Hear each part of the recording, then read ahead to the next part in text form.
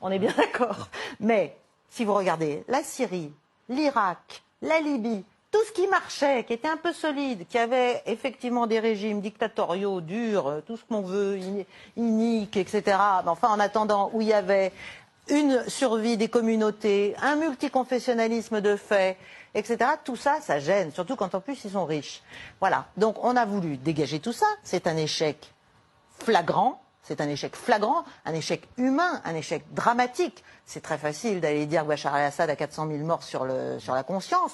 Nous aussi, nous avons armé, soutenu, entraîné, formé toutes ces espèces de milices qui sont des succédanés de ce qu'il y a de pire, des gens qui ont fait s'effondrer les tours du World Trade Center.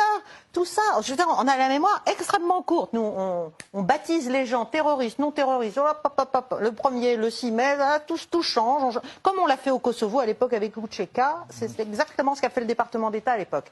Donc, il faut quand même se rendre compte qu'il y a eu un échec. Il y a eu un échec. Et effectivement, les pays se sont engouffrés. La Russie s'est engouffrée, l'Iran s'est engouffré à la demande des autorités. Nous, on est juste en contravention totale, on n'a pas de mandat, on n'a rien du tout. On s'est juste mis ensemble, on a dit, allez, on va y aller malgré tout, on va essayer d'y arriver. On n'y est pas arrivé, c'est un échec flagrant.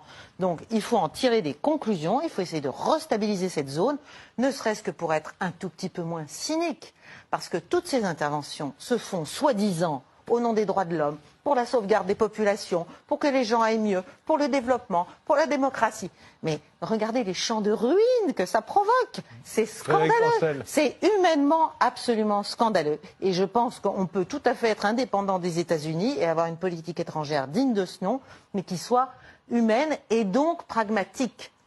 C'est ça le grand paradoxe, et que je défends vraiment avec toutes mes forces, c'est que l'humanité, elle est dans le pragmatisme, elle n'est pas dans l'idéalisme, les grands blablas, les grands oripeaux moralisateurs qui font des tombereaux de cadavres.